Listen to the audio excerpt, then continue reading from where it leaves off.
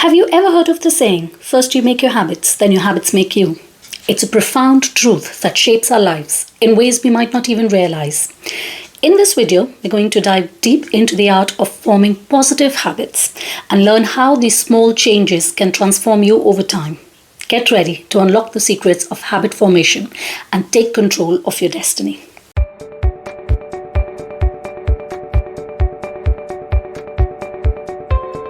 Hello all you beautiful people out there. Welcome back to my channel. I'm Nidhi, and in today's video, we're about to break down the science of habit formation and equip you with practical strategies to make lasting changes.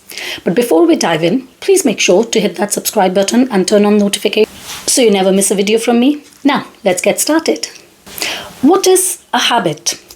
A habit is a routine or behavior that is regularly repeated and often occurs subconsciously. Habits are typically formed through consistent actions or responses to specific cues, and they become ingrained over time, influencing how we act or react in various situations. Here are 10 powerful strategies that help you form long-lasting and positive habits. The first one, behavior. Behavior is like the building blocks for forming habits. Think of it as the actions you take every day, just like how each piece of a jigsaw puzzle fits together to complete a picture. If you want to create good habits, you have to shape your behavior intentionally. For example, let's talk about the habit of regular exercise. To build this habit, you need to make exercise a part of your daily routine. Going for a jog or hitting the gym regularly, these are behaviors that will help you form the exercise habit. Your behavior acts like a plan for your habits. Similar to how an architect plans every detail of a building, you need to plan your behavior to create habits that benefit you. So say if you want to read more, plan a behavior like setting aside time each day to read. It could be 20 minutes in the evening to read a book. But by doing this reading behavior regularly, you develop a reading habit. So, in simple terms, your behavior is the driver behind making habits. By making good choices and consistently doing behaviors that match your desired habits, you make it easier for those habits to grow in your life. So, whether you're trying to break bad habits or start some good ones, it all begins with your actions and the behavior you choose. Motivation. Think of motivation like the fuel that powers a car. It's what pushes you to do something over and over and over again until it becomes a habit. So let's say you want to become a better soccer player. Your motivation is the strong desire to improve your skills, win games, and enjoy the sports even more. This motivation drives you to practice regularly and to work hard. Let's think about someone who wants to, say, quit smoking. Their motivation could be to lead a healthier life, to be there for their family in the long run. Now, this motivation is what gives them the willpower to resist cigarettes, especially when they feel the urge to smoke. So, when you have a powerful why or reason behind a habit, it becomes a lot easier to stick with it. Motivation is your secret weapon in forming lasting habits. Changing your environment. Changing your environment can be like setting the stage for a play. So imagine you want to eat healthier, but your kitchen is full of tempting junk food. That's like trying to put on a comedy show in a spooky haunted house. It's just not going to fit, is it? To create good habits, you need your environment to support those habits. Let's take a simple example. Waking up early. Now, if you're surrounded by a cozy, dark bedroom with a comfy bed, it's hard to jump out of it in the morning, isn't it? But if you set up your environment by placing, say, your alarm clock on the other side of the room, now you'll have to get out of bed to turn it off. That small change in your environment makes it easier to form the habit of waking up early. Let's take another example. Think about students who need to focus on their homework. If they're in a room with the TV blaring and friends chatting, it's like trying to study at a noisy, crowded party. Again, it's just not going to work. But if they change their environment by, say, moving to a quiet library or a peaceful corner of their home, it becomes much easier to build the habit of studying effectively. So your environment can be your greatest ally in creating habits that really stick. Number 4, triggers. Triggers are like the starting point of your habits. They serve as cues or reminders to initiate a specific action or behavior. In simple terms, they tell your brain it's time to do this thing now. So think of triggers as a green light that prompts you to go. In our life, triggers are all around us. An everyday example of a trigger is your morning alarm clock, or maybe on your phone. It's your trigger to wake up and start your day. Without it, you might sleep in and you might miss important tasks. Similarly, when it comes to forming positive habits, triggers actually play a very crucial role. Here's how triggers can help or work. Let's say you want to build a habit of reading more books. You can set a trigger by placing a book on your bedside table. When you see this book before bed, it reminds you to read a few pages. The visual cue acts as a trigger for your reading habit. Point number 5, start with small tasks. You see, when you're trying to form a new habit, starting with small tasks that just take a couple of minutes can actually be a game changer. It's like dipping your toe in a swimming pool before just diving straight in. These tiny tasks are your gateway to building bigger habits. So, how does it work? Imagine you want to get fit and you plan to exercise for an hour every single day. Now, the thought of working out for a full hour might actually feel overwhelming, especially if you're very new to all of this. But if you start with, let's say, a 2-minute task like just doing a quick set of push-ups, it feels much more manageable. Over time, these small tasks will all add up and become a habit. It's like building a puzzle piece by piece. So let's take another example and imagine you're thinking about tidying up your house or your living space. If you aim to clean your entire house all at once, you might actually keep procrastinating. However, if you start with a tiny 2-minute task like organizing your desk, it doesn't actually feel that daunting. It's small effort that kickstarts your cleaning habit, and eventually you'll find yourself tidying up the entire house without all the stress. Starting small is like taking baby steps towards a larger goal, making the process of forming habits actually less intimidating and more achievable. Reducing friction. Reducing friction when forming new habits is like removing the rocks from your path to make it all smoother. It's all about making it easier for yourself to do the things that you want to turn into habits.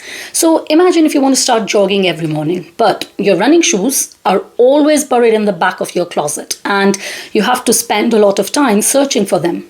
This is like adding friction to your habit. Now, instead, think about placing your shoes right by your bed. So when you wake up, they're the first thing you see. You see, by doing this, you've reduced friction.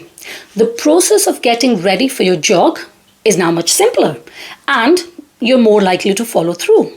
Let's take another scenario. Suppose you want to eat more fruits. If you leave them in the fridge, hidden behind all the other groceries, you're creating friction. However, if you wash, cut, and you place those fruits in a visible and easily accessible container on your kitchen counter, you see now you've reduced friction. So grabbing a healthy snack becomes the path of least resistance. By reducing friction, you make it effortless to build positive habits. It's all about making the right choices easier and more convenient. Number 7, accountability. Accountability is like having a friend who cheers you on and keeps you on track while you work on building new habits. It's a powerful motivator because you don't want to let yourself or others down. So let's go back to our book example from earlier. So imagine you want to read a book every month, but it's easy to get distracted. Now, if you share this goal with a friend or a book club, you've created accountability. You've made a commitment, not just to yourself, but to others. When your friends now ask how the book is coming along, you feel more motivated to stick with your reading habits because you don't want to actually admit you didn't follow through. Another example, let's say related to fitness. So let's say you're trying to go to the gym regularly. You decide to work out with a personal trainer. Now, this is a form of accountability. You've scheduled your sessions and you have someone waiting for you. You wouldn't want to cancel because it's not just about you anymore. You have a commitment to your trainer. So you see how accountability adds a layer of responsibility, making it more likely for you to stick to your habits. It's like having a teammate in the game of habit building who encourages you and keeps you in check. Point number 8, self-audit. Self-audit is the habit detective within you, right? It's like taking a close look at your habits, investigating what's working and what needs improvement. Self-auditing involves examining your habits honestly, much like you go through your finances or you clean out your closet. So imagine you decide to cut down on your screen time. Now, self-audit in this case would start with tracking how many hours you actually currently spend on your phone or watching TV perhaps. It's like creating a logbook of all your media consumption. You see, by doing this, you get a clear picture of your current habits. Let's take another example. Let's say you want to improve your overall health. You'd self-audit by looking at your exercise habits, your diet, your sleep patterns. Are you hitting the gym as often as you planned? Are you eating nutritious food? Self-auditing, it shines spotlight on what's actually working and what's not working for you, which then helps you adjust and stay on course in your habit building journey. Self-audit is a tool that empowers you to be your own habit detective, making sure you're moving in the right direction. Point number 9, the 2-day rule. The 2-day rule is a fantastic way to build habits without actually being too hard on yourself. Think of it as a safety net for your habits. With this rule, if you slip up and miss a day, don't worry too much about it. Just start fresh the next day. Don't beat yourself too much about it. It's like playing a video game where, you get a free life after making a mistake. So let's take an example. Let's say you're trying to establish a daily meditation habit. You aim to meditate for 10 minutes every single day. But one day you've had a really busy day, you forget to meditate. Well, instead of just completely giving up on the whole habit, you just apply the 2-day rule. You don't beat yourself up, you simply resume your meditation practice the next day. You see, this approach keeps you on track and it makes sure that one small stumble doesn't actually derail your entire habit forming journey. Similarly, if you're working on your writing skills and intend to write, let's say, 500 words every day, but one evening you're just too tired to do it. Again, don't let that discourage you. Embrace the 2-day rule. Recognize that it's okay to have a rest day. Then the following day, you're back on your writing routine, unfazed by that hiccup. This way, you keep moving towards your habit goals without actually being too hard on yourself for occasional slip-ups.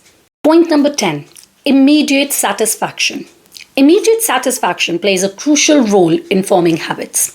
Think of it as the reward your brain craves for taking a certain action. When you experience a pleasurable outcome right away, you're more likely to repeat the behavior, leading to a strong and lasting habit. It's like receiving a delicious treat for doing your homework, which motivates you to keep studying. In the context of habit formation, immediate satisfaction can also apply to learning a new skill, like playing a musical instrument. So when you can play a simple tune correctly, that immediate satisfaction of creating music encourages you to practice and improve regularly. It's like the thrill of solving a puzzle.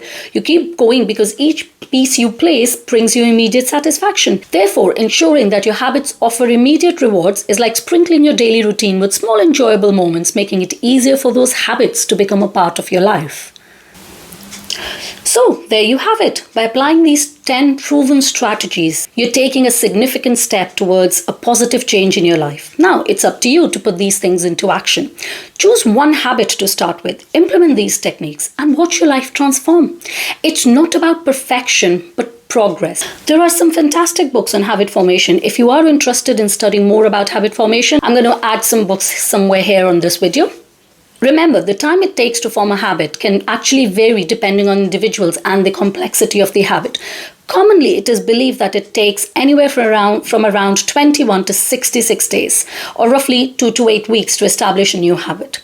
This time frame is based on a research that was conducted by Dr. Maxwell Maltz, a plastic surgeon who wrote about behavior change in his book called Psycho-Cybernetics in the 1960s. However, more recent research suggests that the time required to form a habit can actually range from about 18 to 254 days, with an average of about 66 days. It is essential to recognize that the process of habit formation can vary from one person to the other, and it depends on factors such as individuals' motivation, the complexity of the habit, and the consistency of practice. The key here is to remain consistent and committed to the habit you're trying to develop, as this will increase the likelihood of it becoming ingrained in your routine and becoming a part of your subconscious mind. If you found this video helpful, please don't forget to like, share, and subscribe. Until next time, take care.